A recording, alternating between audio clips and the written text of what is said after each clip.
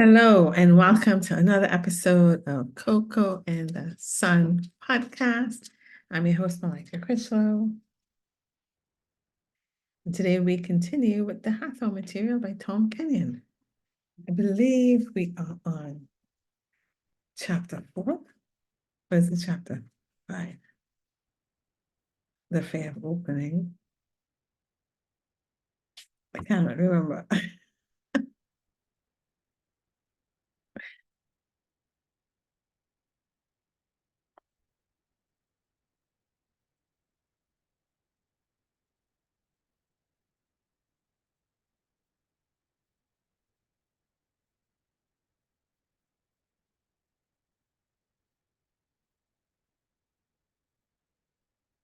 I think it's chapter 5.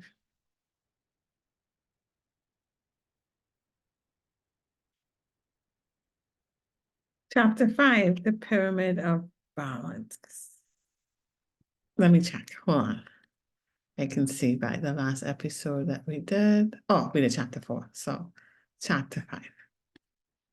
Today we start with chapter 5, and hopefully we can complete chapter 5 today.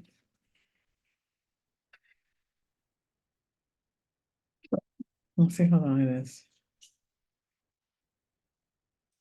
I'm curious to see what lessons I'm going to learn today, what is needed for my journey right now. I do look forward to these, I look forward to these episodes for myself because I'm doing it, along with you. It turns out that both books I hadn't completely read, right? Because the other one, Bring Us to the Dawn, I had gotten a condensed version of it on Audible and got the full 22 chapters, and I decided to read it chapter by chapter, which I didn't know at the time. And now with the Hathors, I had just like browsed through it, touched on a few things, but not read the whole book through. And so now I'm going through with everybody. So it's kind of cool. I'm learning along with you guys. So I'm curious to see what's going to happen. What else? Nothing major. I think what I'm dealing with, or what I was dealing with, and what I'm at peace now with, is just creating your own reality and how long it takes to actually come into form, visibility, into the reality in a way that you can experience it, right? Um, And so I got an understanding Monday night into Tuesday morning, and yesterday I had no, Sunday night into Monday morning, because yesterday was Monday, today is Tuesday. I'm recording on Tuesday, I will upload on Wednesday. But Monday morning when I woke up, I understood that we were in that last cycle, like the rinse cycle of a washing machine, which I thought was kind of cool way to explain stuff. That's how they let me know in my dream, right? My dream wake time.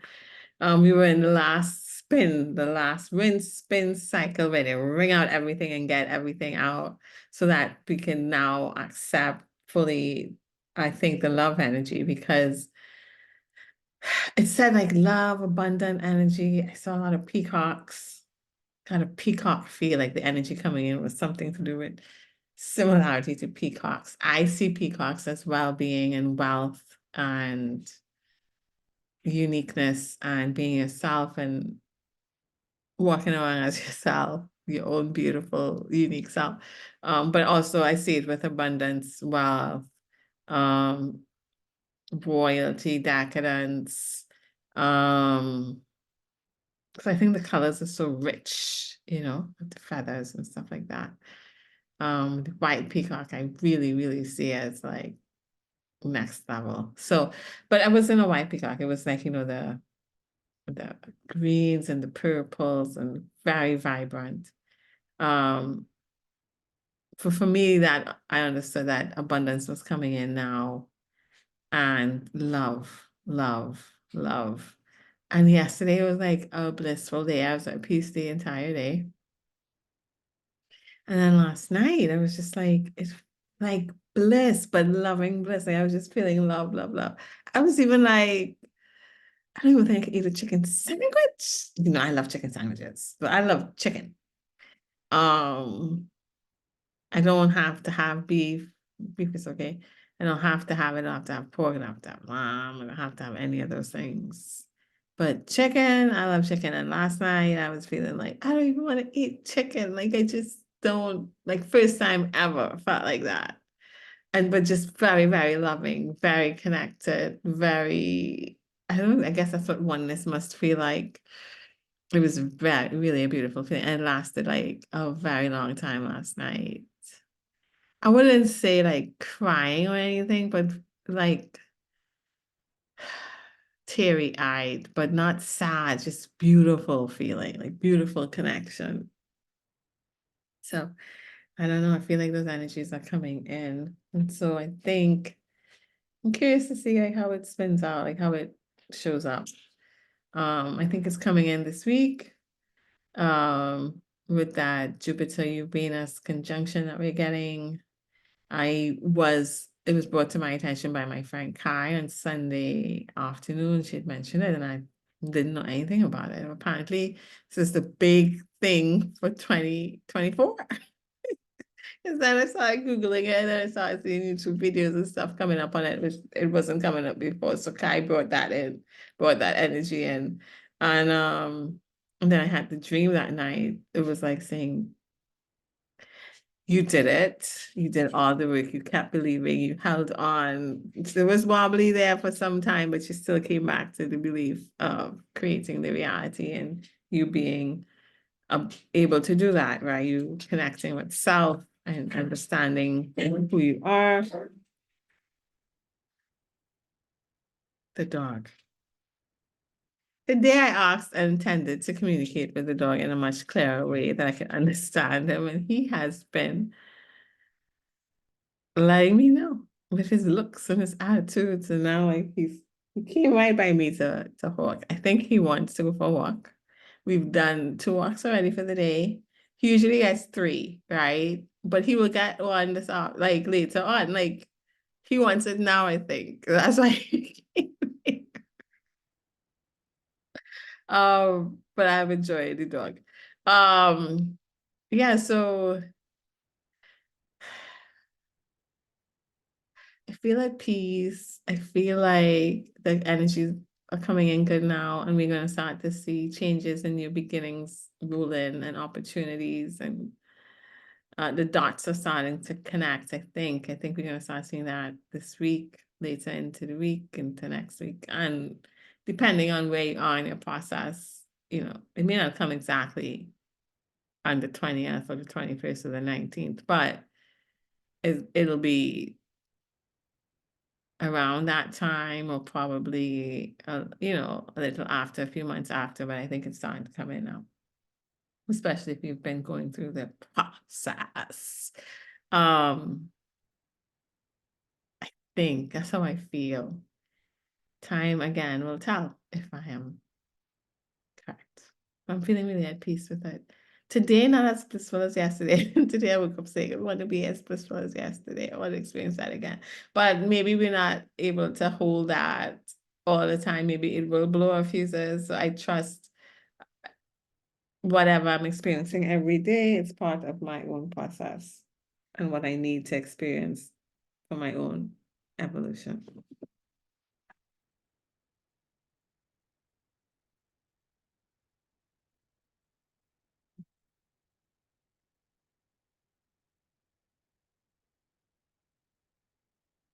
Okay, so chapter 5 is the pyramid of balance. Let's see what we're going to talk about. Let's start reading. Imagine a square-based pyramid with the pinnacle or the capstone of the pyramid as a symbol of the height of consciousness, to which you can evolve like the one shown here. See diagram 6, page 79.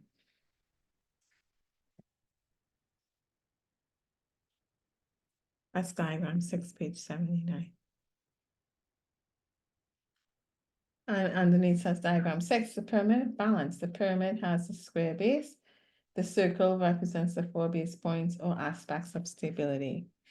I think this is curious because last week I had a dream. It really was weird, but Meg Ryan gave me 5 codes. I don't know specifically what the codes were. The dream didn't tell me what the codes were. But as I woke up and I went online, I think I was going, I wasn't searching anything with the dream. I was just going online. And you know how Google has like stories for the day? The top story was Carl Jung's five five factors for happiness or something like that. I was like, oh, maybe that's what the 5 codes were. So I had to look it up. But so I think it's like funny. I had that last week, and now they're talking about the 5 base points and aspects of the 4 base points and aspects of stability. I think I have 5 because there's a 4 and the square at the base, and then I'm adding like probably culture has like the 5th one on the top. I don't know. I feel like a connection to it. Notice that the pinnacle or height of consciousness is supported by 4 points or corners at the base, each of which represents an aspect vital to achieving a balanced higher state of awareness. In your understanding and experience, then, it is crucial that your foundation be secured, that the 4-cornered base be stable. The 4 points or aspects of this stability, which we wish to identify for you, are literally the cornerstones of your existence here. Read them carefully and then note how you feel about each of them. I think I'm in the process. I think when I got those 5 codes, I was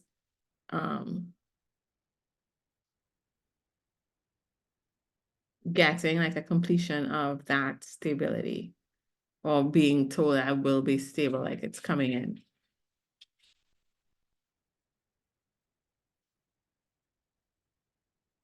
Because it was given to me, like it wasn't like I was looking for it. I had it. I remember once I got it, I felt relief and lighter, like I felt complete in the dream. I woke up feeling good that day too. It's really strange. It was Meg Ryan. But to be fair, I was looking at a Meg Ryan movie before I fell asleep. The I like Meg Ryan rom-coms, the old ones, like Harry Met Sally. But the one I was looking at was You've Got Mail. That's like one of my favorites. You've Got Mail. I love that show, especially like it because it's like relates. It's a kind of like Pride and Prejudice, and I love Pride and Prejudice. Right? It's like an offshoot of it. Like they hate each other, then end up falling in love. Yeah.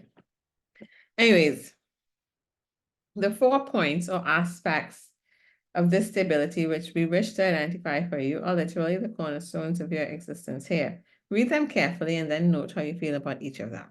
Number 1, your relationship of to one's physical body and the other subtle bodies, including the car. So, honoring your body, loving your body, respecting your body, listening to your body. I'm doing a lot better with this. This was kind of one of the first things that came through with me with self-love. 2, one's relationship with oneself and others. So the more I honor myself, my emotions, my feelings, what I wanted, what I didn't want, what I wanted to interact with, what I didn't want to interact with, following my vibes. And the more I found that my relationships improved outside. So maybe I didn't have the same relationships with the same people, but the people I did have relationships with were a lot more enjoyable. And 3, so 1 is one's relationship with one's physical body and the other subtle bodies, including the car. 2 is one's relationship with oneself and others. 3, one's relationship to the service one gives to the universe, to the world, to one's community, which often takes form of career, though not always exclusively. This is where I'm working on now. It's not resolved. I'm in process, I would say. Soon to be resolved, soon to be clear. And then 4, one's conscious relationship with the sacred elements that make up the world in which one lives. For you on earth, these sacred elements are earth, fire, water, and air. So I feel like I respect these things. I love the earth. how beautiful it is and all the beings. Water, I respect water. Sometimes I need to go and like before the week before the eclipse, not eclipse week. The week before I had a deep calling to go to the ocean and connect. And I did. Um, I wasn't sure I was gonna be able to. So the day before I went to the ocean, just in case I wasn't able to go to the ocean the next day, I'd actually done like, those um bath with the sauce, like a renewal bath. I call them goddess baths, but it was a goddess shower because I didn't feel like sitting in the bathtub. But I did like, did my little mix up and stuff and have to clear my field. And so I respect the water and air. I'm an air sign, an Aquarian. Air is my favorite element. Like I love the breeze. So I think I have a respect for it. Fire, though, seems to be, I mean, I respect fire, but I don't know how much of a relationship I have with fire so much. I do like candles, maybe, but I don't really, so I use candles to help with my focus and my intentioning. I think I respect fire, but I probably could improve with my relationship with fire. Yeah. But there's a relationship there and a respect there. So right now I feel like 3 is where a lot of the major work is being done with me. Um, this is kind of cool. I don't know. It would make sense. And seeing it makes it feel like, okay, all this stuff that I'm going through, like not making it up, like it's part of the process. We have already discussed to some extent the relationship between your physical and subtle energy bodies and the importance of building a strong car. It is vital, especially now, to secure your physical relationship to the physical body and the other subtle bodies, because as your consciousness begins to move upward to higher levels, if the physical body cannot sustain or hold that energy, then you will fall. You will not be able to remain in the heightened states because the body will bring you back. Thus, one of the 4 foundations of ascension requires that the car and all the bodies, including the physical body, be strong and vibrant. We trust you to grasp the agency of having a strong and vitalized physical body as part of spiritual clarity and the ascension process. So I believe that they would mean to do the exercises that they told us about in the previous chapters, right? The one with light and the light column, coming up from the earth, coming above our crown, down our spinal columns and out to our bodies. If we're able to conjure up unconditional love, sending that out, that helps with our DNA. Unconditional love is key to our progress and evolution. So yeah, I think that strengthens our bodies. Then of course, like what we eat, and they were saying like exercise and stuff. A second foundation is to know oneself and interact harmoniously with others. This is improving for me a lot gradually. Regarding one's relationship to other people, you might like to know that in the ancient temples of the mystery schools of Egypt, especially the Egyptian mystery school of Hathor, one was not usually admitted to these schools until one had passed through a certain period of life experience. When people presented themselves for entrance into the school, everything was looked at, including one's relationships. For if human relationships are not established in a certain positive way, then as one begins to move upward in consciousness, negative relationships become an impediment, and the initiate will actually fall back down into lower energy states and frequencies. It's like clearing your trauma, seeing things from different perspectives, understanding things more clearly, forgiving yourself and forgiving others through that process. It doesn't mean you have to engage with them, because if they're still in a negative energy, it will not be healthy for you to keep engaging in the cycle to continue, unless you're able to not have it affect you. Some people can do that and not be affected. I'm very sensitive, so I haven't gotten to that level yet, but I suspect I will as I strengthen myself.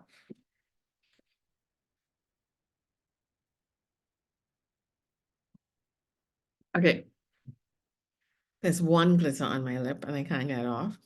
I don't know if you guys are seeing it. Give me one moment while I close the door. Roger is really frustrated with me. He's letting me know. Oh my goodness. Um, Today on Earth, there are beliefs among some people that relationships are superfluous. Superfluous. That they're not really needed and that positive interaction and relationships with other humans can be bypassed. From our understanding, this belief is an error. What is required is to relate to other humans in a clear, honest fashion so that one is truthful about one's experience, truthful about one's needs and desires, and is communicating these things freely.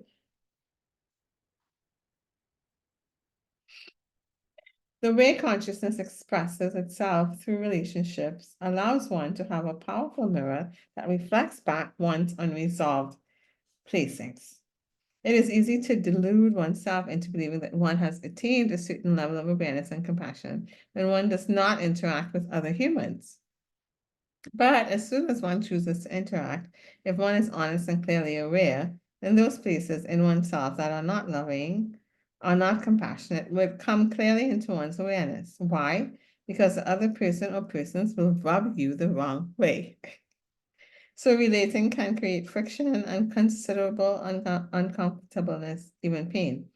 It is our observation that most humans avoid these uncomfortable situations by abandoning themselves emotionally, by not speaking their truth, and by hiding their true intentions from both themselves and others.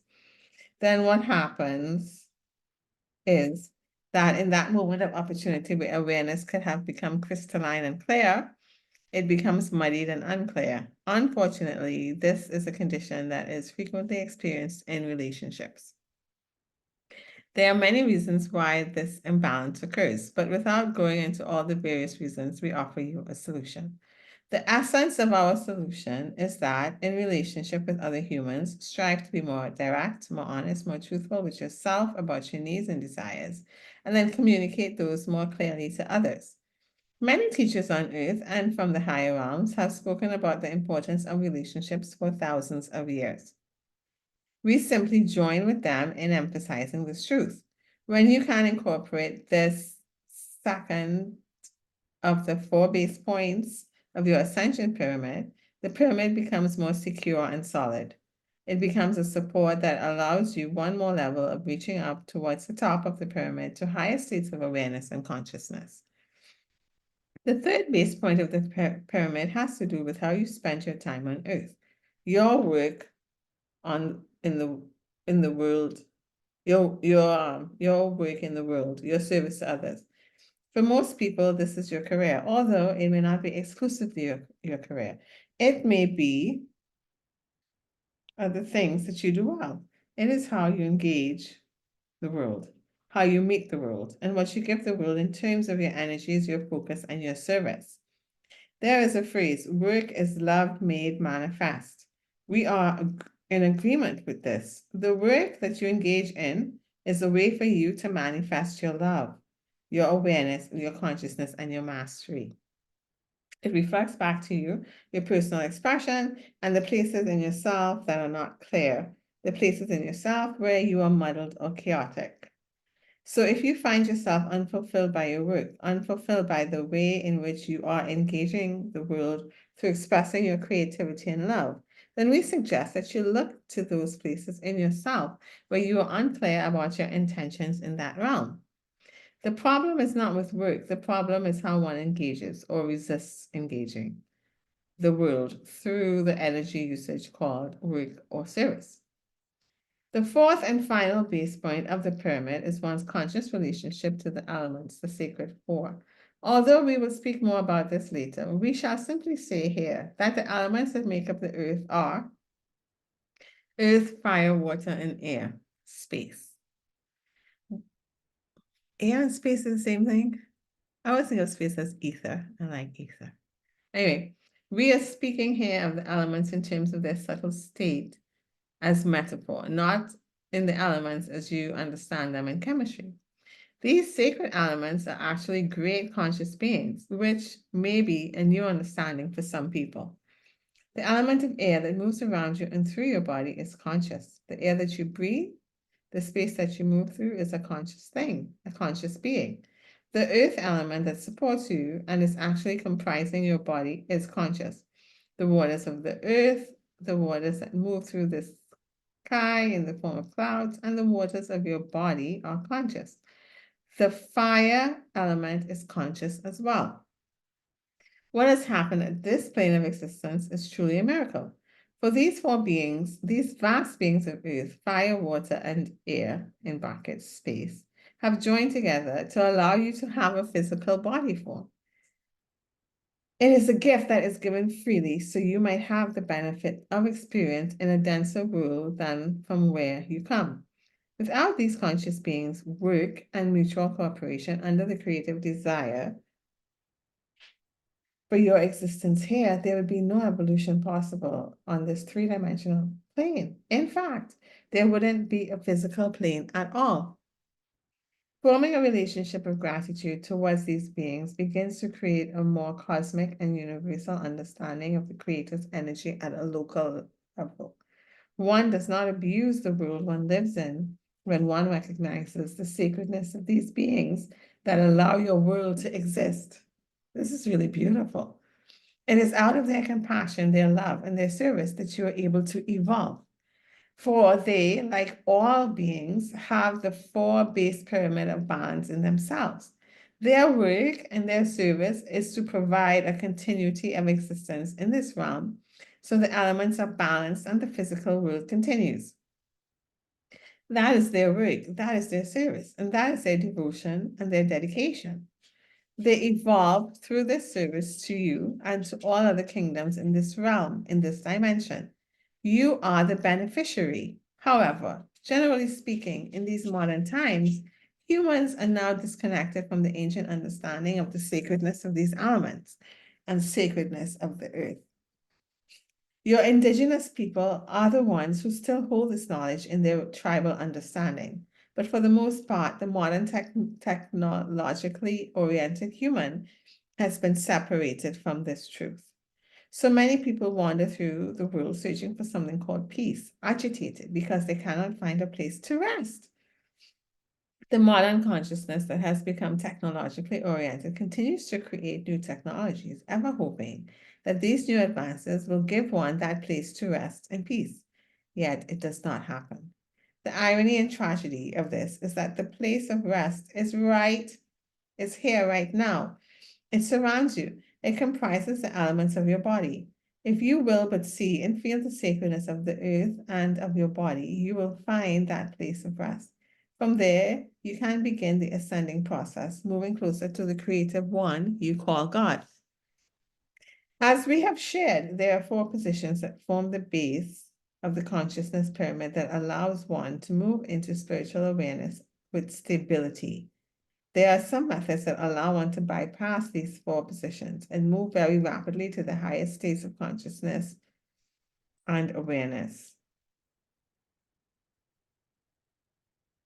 However, one cannot sustain them until a secure foundation is formed, and a person who bypasses building a foundation will only fall back into their lower frequencies. Without the necessary foundation, the highest states cannot be maintained. Since our wish is to assist you move upward in a way that is balanced and permanent, we recommend that it is best to diligently attend to the four foundation points of one's life. They are your relationship with your body, your relationship with yourself, your relationship with others, and your relationship with earth, fire, water, and air. So we can work on that. Attending to the four foundation points. 1, nurture and strengthen the physical body and your relationship to it. 2, become aware of and strengthen your relationship to your own truth and to your truthfulness with others. 3, strengthen your relationship to your work and to the opportunities of service. 4, strengthen your relationship to the sacred elements that comprise your physical body and the entire Earth's reality. As you strengthen and track these four areas, acknowledging them every day, being consciously aware of them, and doing your best to make each of them strong, You will secure the necessary energy that will facilitate a secure foundation upon which you can safely move upward to the higher realms.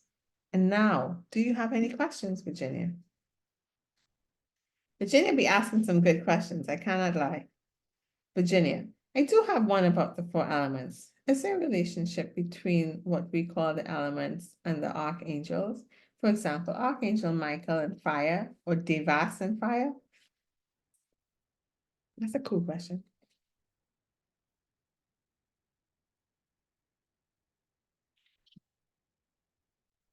My bubbly. Hathors. Archangel Michael is connected with fire, but an etheric fire, which is a different kind of fire than the element of fire that comprises this earth plane. The term Deva, that is familiar to many, has to do with the beings that move through the earth plane that are associated with different aspects, like the growth of plants, etc. There are Devic forces throughout creation. There are many, many Devas. There's also a Devic consciousness that you can use to describe the consciousness of these four elements. So there is a Devic consciousness, and that is fire. There's a Devic consciousness that is water, and so forth. In the Hathor culture, we have sound names for these, which we will explain when we talk about the sacred elements. Just briefly, however, the sound name for fire is Ka. It is definitely related to the Ka, the pranic body that interpenetrates and surrounds the physical body. El, capital E-L, is earth. Leem, L-E-E-M, is water. Is air and space. These are sound names given to consciousness that exist independent of the names. Fire is a conscious being. Any spark of fire, a campfire, a match, a flame, a candle burning in a cathedral, the fire that burns, that metabolizes the food in your body, the fire of the sun are all the same being in different manifested forms. So it is with the other elements. Oh, I have a relationship with the sun. I love this one. Virginia, how can our present scientific thinking expand to include these concepts as more than just their chemical nature? This is a long answer. It's like 2 pages long, the Hathors.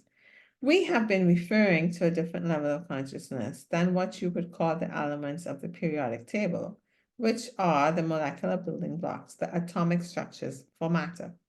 This atomic description of the elements is accurate, but as one moves into the subtler realms of consciousness, you will find that these things become more metaphorical. Let's take a journey together to clarify this. When you pick up a rock lying on the surface of the planet, you are paradoxically using the earth to pick up earth because your physical body literally is the earth in a temporary standing wave pattern. Indeed, all the silicas, calciums, and carbons that make up the physical body come from the earth. So, in a sense, it is the earth herself that is picking up a part of herself in the form of a rock. If you were able to go into the structure of that rock or the structure of your body, you could study portions of the atomic table and note the various chemical elements that make up both the rock and the physical body. This is at the simplest level of the molecular and atomic structures. If you were to go deeper into the atomic structure, you would open up into something that is pre-atomic, something that your physics call the quantum field. Out of the quantum field, which is still greatly misunderstood, the actual atoms and subatomic particles emerge. As these atomic structures join, you have the molecules and elements in the periodic chart of the elements well known to your chemistry. If you move deeper into the quantum field, subtler and subtler, you reach a point where you are in consciousness itself. For the foundation, the actual reality of the quantum field will soon be discovered as consciousness. Wow.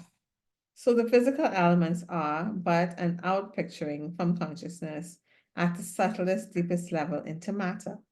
As one moves into deeper or subtler strata of consciousness, one makes contact with what the ancients recognized as the 4 sacred elements. These two are held in consciousness.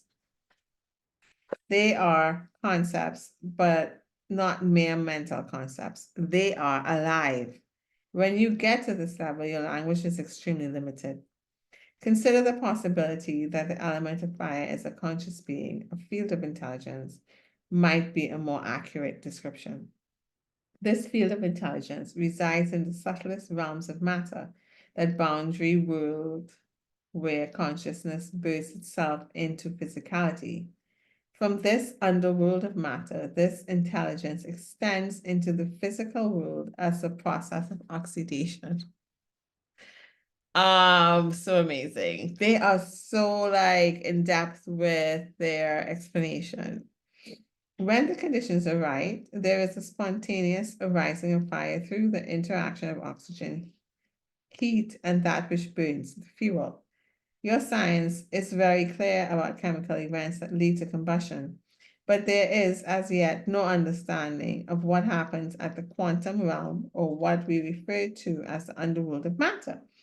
The ancients understood this underworld of matter, even though they lacked your sophisticated understanding of the chemical process involved.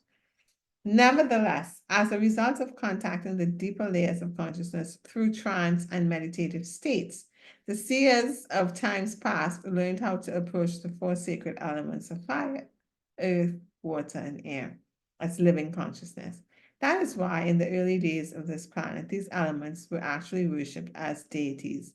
Does that address your question, Virginia? Thank you. Now, could you clarify your understanding of the word consciousness? In our Western languages, this word seems vague at best. Hathors. Oh, it's another one. Let us first approach the subject using the Hermetic proposition as above, so below.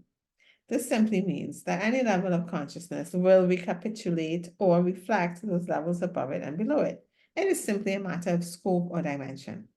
If you look at the human nervous system, you can see that it has the possibility of self-consciousness. Therefore, humans are not only aware of their environment, but in certain states of mind, they are aware that they are aware of their environment. This is self-reflection, self-awareness.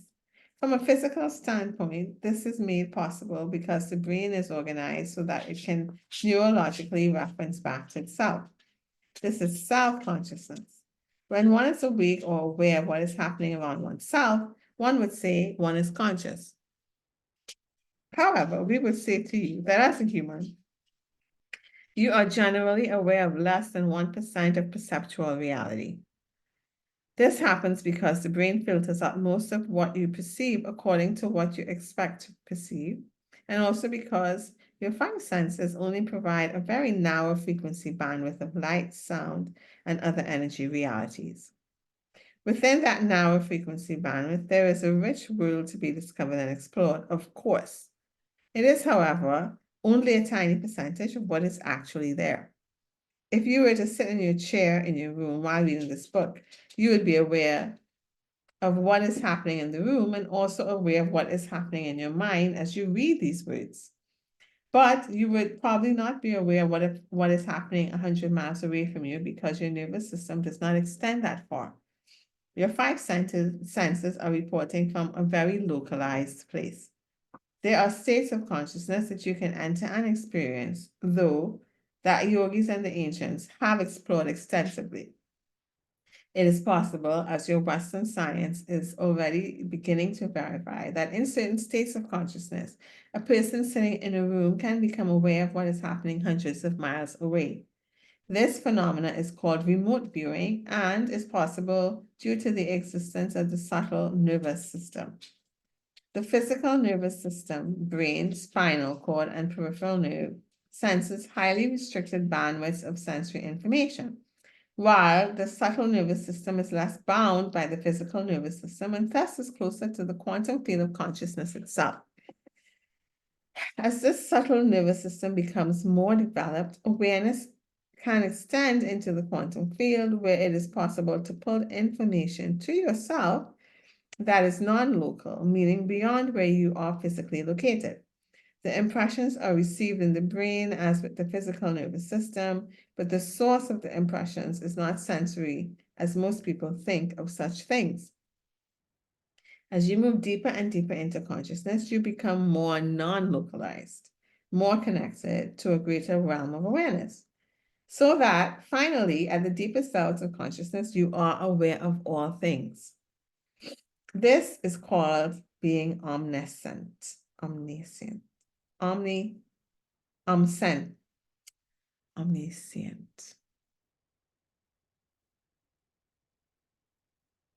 omniscient.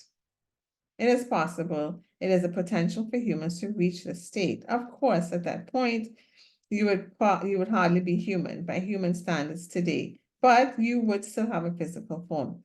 Even in your limited historical records, there are reports about beings who have attained various degrees of omniscience or consciousness of all creation through entering the deepest, subtlest state of consciousness. However, unless you finally move awareness beyond your physical senses, I have to learn to pronounce this, omniscience is impossible. It is a matter of scope. Virginia, I'm not clear what you mean by scope. Pathos.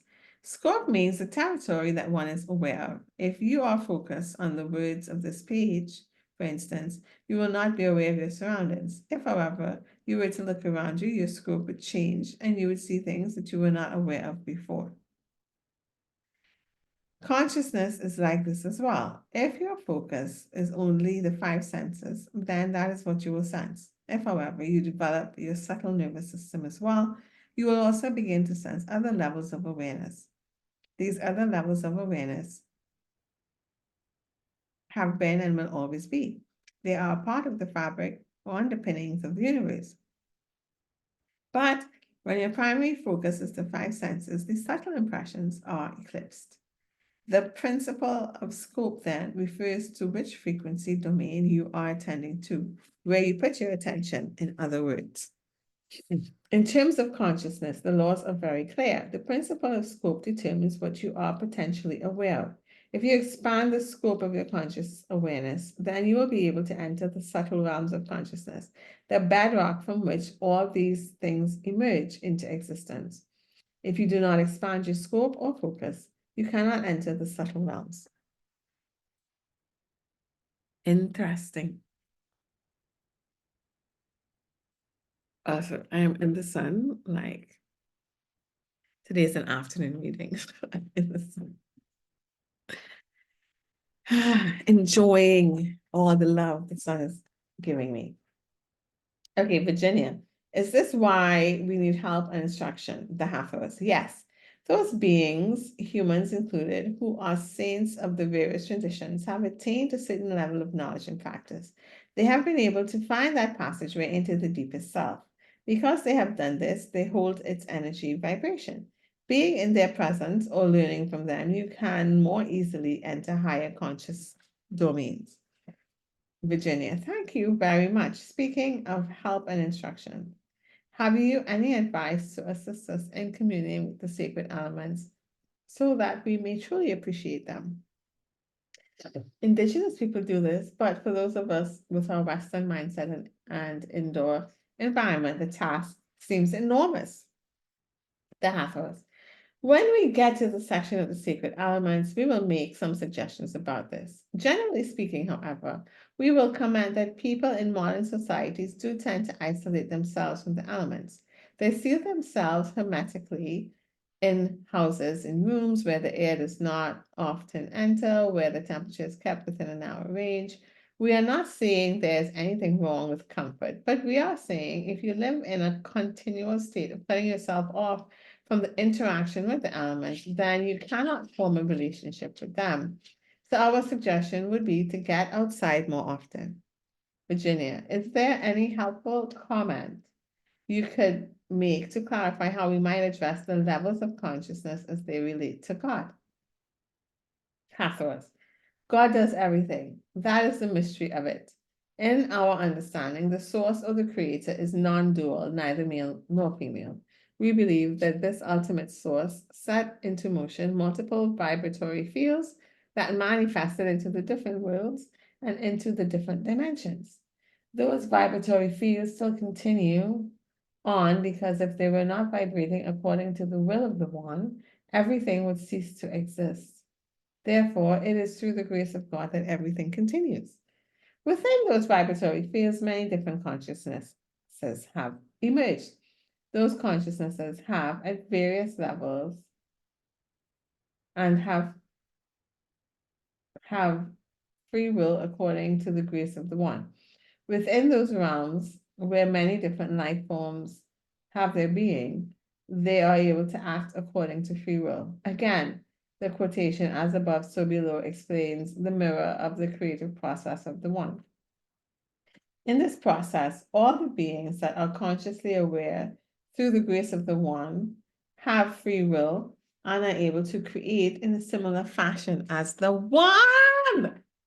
Oh my God. Are they going to say that we are creators? Because that's what the Pleiadians were saying. Let's find out. Nothing can be done without the power of the one, because the power of the one is what sustains, creates, and continues all realms. Yet one has free will to do certain types of actions within whatever level one has achieved or entered. Ultimately, it is God that does it all. However, within each realm where beings have choice, have experienced the results of their creation, whether it be positive or negative, one must experience the results of one's own creation. That is what is happening to you within the earth realm. Humans have the opportunity to experience the results of their creations through the alignment of thought, feeling, and their life force, which is related to the car. Alignment of thought, feeling, and life form. That's how we create thought, feeling, and life form. So are you saying that the car is God energy at our level of creation, the Hathors? Yes. In our understanding, there is an ultimate source, a creator, which creates the actual vibratory field that sustains the entire cosmos on all levels and all dimensions. Within that awesome creation, there are an infinite number of lesser creators who manifest worlds, even universes. These less powerful gods also have free will and choice. And so it continues unabated, eternal. All beings who exist and who have self-consciousness are also creators. Consciousness, as it moves into expression within the subtle realms and into the three-dimensional earth, becomes pranic energy or life form, which in turn is circulated through your car. As you treasure and protect the car, you are treasuring and protecting a most precious gift from the Creator. Virginia. Thank you very much. And so that's the end of chapter 5, which was a really good chapter. It explained a lot, right? We found out the base, the 4 base for before ascending to secure your ascension so that it's not wobbly and strong, right? And it's permanent, which is relationship with your body, with yourself, with others, and with the elements of earth, fire, air, and water. They tell us that we are creators of our experience through our thought, our feeling, and our life force. And they explain that life force is consciousness, essentially. They explain how the elements are created and that they are actual conscious beings if you are able to go into the subtle realms and see them. They explain how we have our 5 senses, but we also can focus our awareness on our subtle senses to be aware of more than just our actual physical location. So that's kind of cool. I found this really a good chapter. Chapter 5, man. We learned a lot today. So we on to chapter 6 next episode. Chapter 6 will be the ascending spiral. So cool beans, man. Can't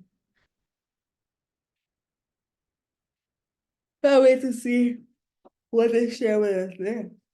Sorry, guys. That's all for today, folks. Hope you guys have a great day and a great week.